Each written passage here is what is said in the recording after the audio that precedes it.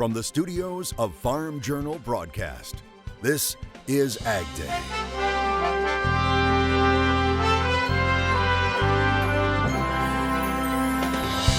Today on AgDay. Coming up on Outdoors on the Farm, we're talking with Chad Ingalls. Cover crops, water quality, it's all important, and it all works with the habitat. Nebraska farmers fought floods all during the growing season. We ride along as harvest gets underway. We've had our challenges, but it just is relentless this year.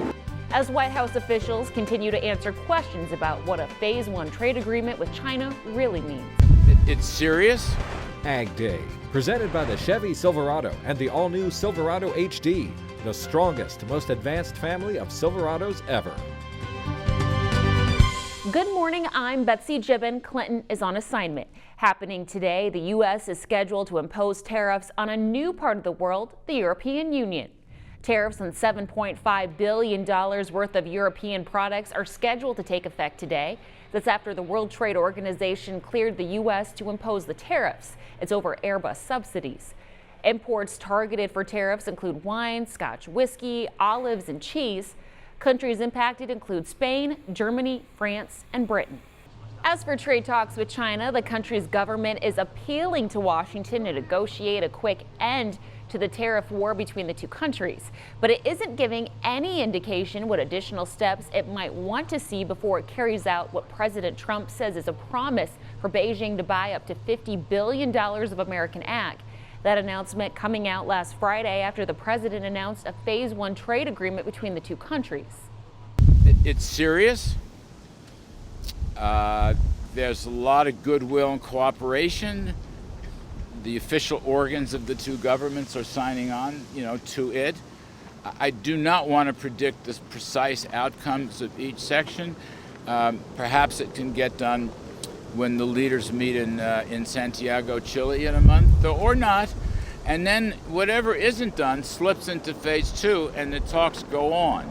So the president has chosen a somewhat different approach. The two sides scheduled to meet at the APEC meeting next month in Chile. An Associated Press investigation has uncovered something interesting when it comes to those China trade aid payments. It reports a family business of West Virginia's billionaire governor maxed out the program. It says records it reviewed show Justice Farms of North Carolina hit the program cap of $125,000 earlier this year. It was also the biggest recipient of soybean subsidies in West Virginia. AP says it was provided the records under the Freedom of Information Act. The farm is owned by the family of Republican Governor Jim Justice. Justice has tried to put some distance between himself and his company, saying his children control them. USDA will resurvey harvested acres in some northern plains states impacted by an early freeze and snowstorm. The department will resurvey corn and soybeans in Minnesota and North Dakota. It will release any changes in this November 8th crop production report. Meanwhile, harvest rolls on in other parts of the country, and in some cases, farmers are finding disappointment. Steve White of AgDay affiliate KFXL reports from North Loop, Nebraska, in the central part of the state. It's about 2 weeks behind schedule on this farm, but they are getting out there in the field. I'll tell you, after the first 2 days of harvest, I was stuck twice here at the combine, and I was ready to be done harvest already. Fueled by his mom's home cooking, Nick Shoemaker keeps rolling. Brings us a 6-7 course meal every day for dinner, it seems like. Keeps all the help happy. And they'll need it as they put in long hours in some ugly fields where ruts remind them of all the rain. We've had our challenges, but it just is relentless this year. Nearby North Loop flooded 3 times. One hired man says he pumped water for weeks. Nick says they did abandon a few acres, but they did bring most to harvest, where yields are a guess. The variability across the field, it's like on corn, we could have a 100 bushel swing. I'm seeing 30 bushel swings here on soybeans, and that's very difficult to account for. 35 miles away, Kurt Kroger can only look on as corn that wasn't planted until mid-July is chopped for silage. Whenever life hands you lemons, you just got to make lemonade out of it. So he's doing some custom jobs for other growers and also works as an agronomist for an online seed sales business. Along with a crop insurance check, it isn't like harvesting a crop. We've been doing a little custom manure spreading for some other feed yards and just doing other things to help help out the farming operation. Kroger says they never did plant a few fields and hope to get cover crops in soon.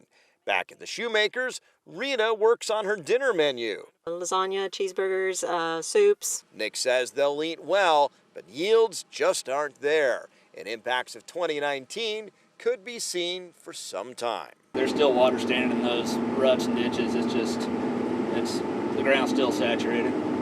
Just about done with soybeans and then moving on to corn. Steve White, NTV News, North Loop.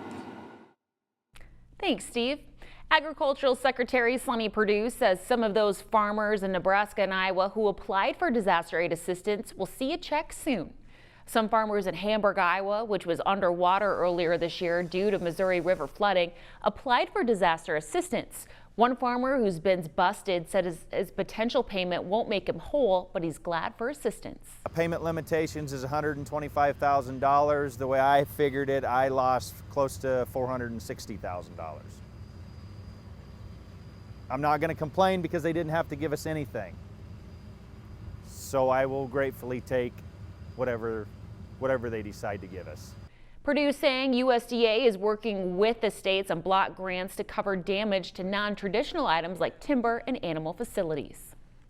Disaster aid is one topic senators brought up on Capitol Hill this week during a Senate Ag Committee hearing on the Farm Bill.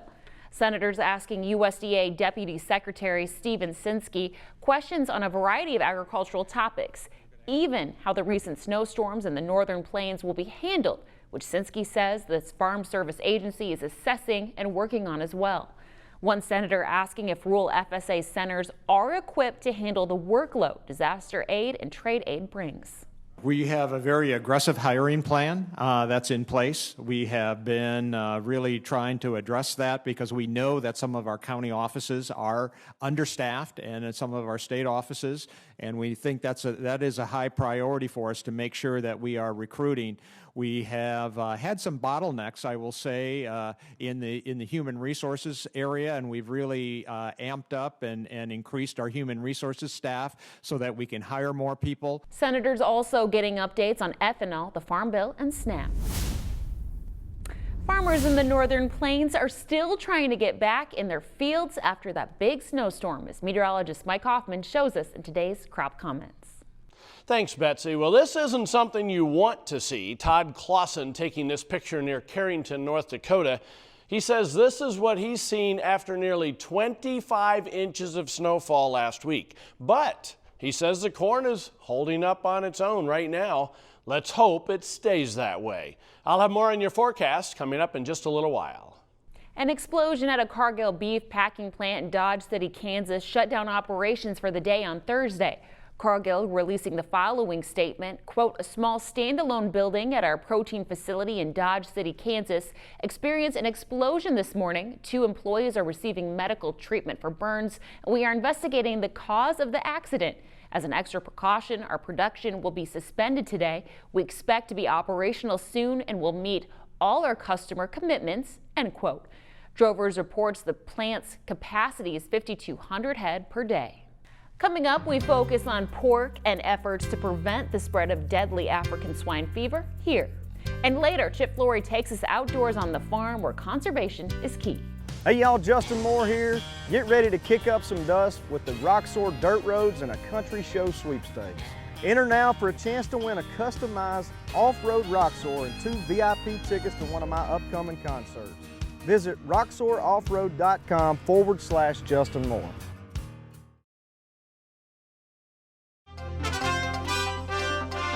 The Federal Reserve says in a new survey the U.S. economy expanded at a modest pace in September and into this month. That's despite the fact manufacturing is dealing with rising trade tensions with China and farmers have faced rough weather. The survey is known as the Beige Book. It will be used by Fed officials when they meet at the end of this month to decide whether to cut interest rates for a 3rd time this year.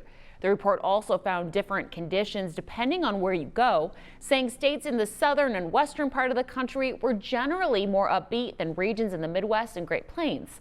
The Fed report saying, quote, agricultural conditions deteriorated further due to the ongoing impacts of adverse weather, weak commodity prices, and trade disruptions, end quote. And another survey, the Rural Main Street Index, the October report saying that after falling below growth neutral in August, the index jumped slightly above 50 for September and October and now stands at 51.4. It says bank CEOs across the region are reporting significantly lower corn and soybean yields. The confidence index slumped to 36.5. Experts say that continues to indicate a very negative economic outlook among bankers. It's the lowest recorded in 2 years. Almost 3 of 4 bankers report negative impacts from the trade war. Tyson says it will stop buying U.S. hogs raised with a growth drug banned in China. The drug is ractopamine. It's a feed ingredient that helps increase the amount of lean meat in hogs. Tyson says it will stop buying hogs raised with it in February. It joined Smithfield and JBS that made similar announcements recently. All 3 are fighting for market share in China. China continuing to contend with African swine fever, which has decimated its hog population. The U.S. pork industry is still buzzing about reports China is buying 18,000 metric tons of pork that will be shipped this year. There's also a commitment of over 123,000 metric tons for next year. But sometimes those shipments can get canceled. We asked the editor of Farm Journal's Pork about efforts to prevent the spread of ASF here. I think one of the most encouraging things for me in this past year of watching the U.S. rally around this threat of African swine fever is that we've had so many great industry leaders pull together and come up with great ideas and plans to try to keep the disease out of our country. But if it were to come to the U.S., I feel like we've got some great action items that will be able to help us to be able to navigate those challenging times. But right now, our key focus is keeping it out. It's estimated China has lost 40% of its pig herd due to ASF. Meteorologist Mike Hoffman has the latest on a bomb cyclone hitting the eastern part of the U.S. Plus, farmers leading the way through conservation. We take you to outdoors on the farm. AgDay, brought to you by the Enlist Weed Control System. More weed control, less drift and volatility, maximum yield potential.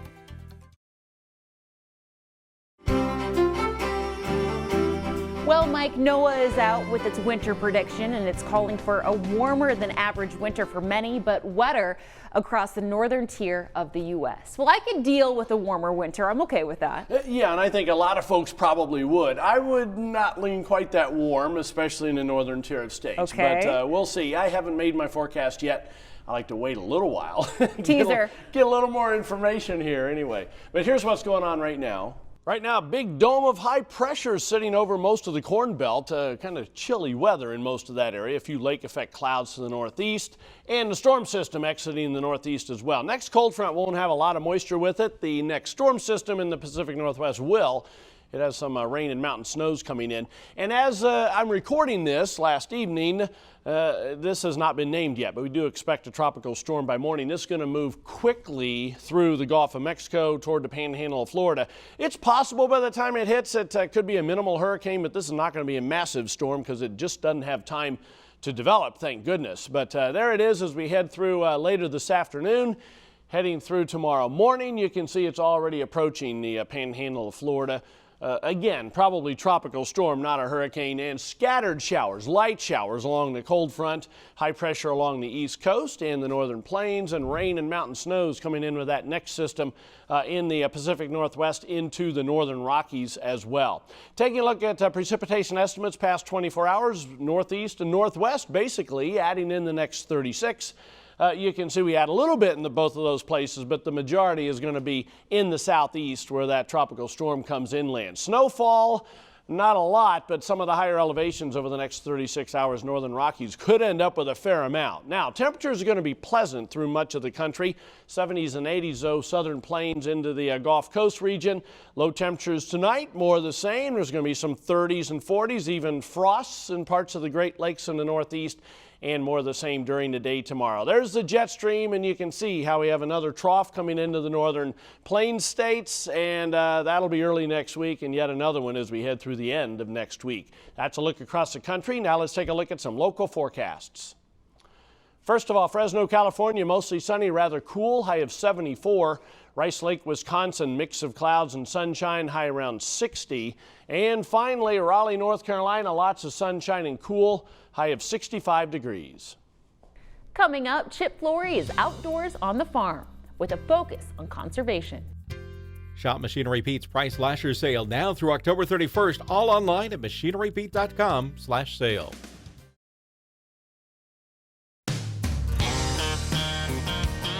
I'm Justin Moore. Welcome to Outdoors on the Farm, brought to you by my friends at Roxor. From muddy trails to dusty work sites to hidden hunting spots, nothing gets you through it like a rugged Roxor. It's a side-by-side unlike any other. Outdoors on the farm, where I was born, I was raised, and I'll do whatever it takes to stay. Outdoors on the farm. Welcome to Outdoors on the Farm. I'm your host, Chip Flory. We've been doing these now for about 20 years, and watching how farmers have started to embrace conservation and it all becomes part of a plan. It's really cool. We had a great conversation with one of the leaders in cover crops in the state of Iowa, Chad Ingalls. Check it out.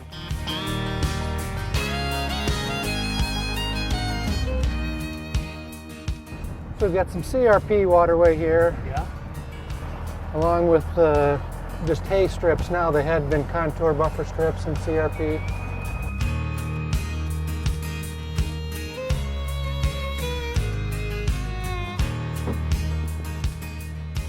Yeah, what a nice spot back here. It really is. And to see what you're trying to do with you're looking at making small bales back in here, is that right? Yep, that's the idea. Not a lot of guys do that anymore. There's a pretty good demand for it. And so you can certainly pay for some of your conservation by doing some. Right. Try to be a little innovative. The waterways that we came by, you said that a lot of those are in the CRP? Yep, so our big main waterway is in the CRP. It's been for quite a while, so it's a little wider than we probably would normally use. Yeah. But we take quite a bit of water off the neighbors, and it goes through and heads on down to the downstream, and so it's kind of nice to have that little extra buffer. You know, a lot of times when you think about CRP, you think about that 80-acre field, or even bigger than that in some cases.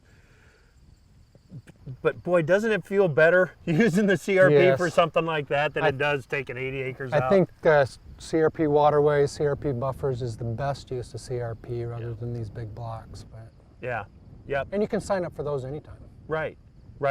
And you can let an area like that tell you what should be done with it.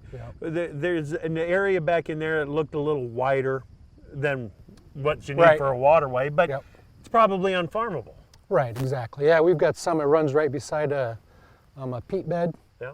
So it's wet all the time. It's been tiled years ago, but the tile don't work very well. Right. And so we're actually looking at putting some pollinator habitat into that edge there. Our spray guy chews me out every year. Why are we trying to farm up in there and getting stuck and that kind of thing? So that's going to be a perfect place for it. Yeah, that's awesome. That's awesome. You know, using the CRP, using the waterways, it's all about making that farm better and treating the dirt the way it ought to be treated. Right.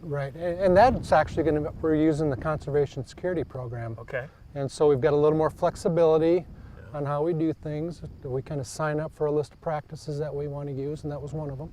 Right. And so it can kind of fit in better with what you want to do than just straight CRP. Yep, it's very cool. And then you end up with a spot like this that's going to be, it's going to be green this fall when everything else around here is coming out of the field. Yep. Wildlife, you're not going to be able to keep it out of here. Get a foot of snow on here and the deer are going to come back and dig through and eat. Closed captioning is brought to you by BASF. Grow smart with BASF. We create chemistry.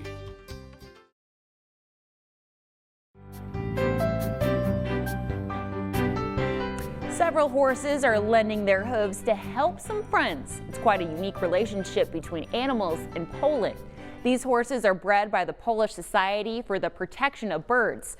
They live in northeastern Poland on an island that's home to many protected bird species. The horses have one job: to eat overgrown grass and in turn preserve habitats for the birds. One of the organizers says there are several birds that don't like tall grass, including white storks. They nest and look for food only in short grass. So without the horses, there would be no short grass and the birds wouldn't be able to build their nests. Ahead of winter, the 26 horses are moved to higher ground where they can continue to munch away to their heart's content. Well, that's all the time we have this morning. We're glad you tuned in. For all of us here at Ag Day, I'm Betsy Gibbon. Have a great day.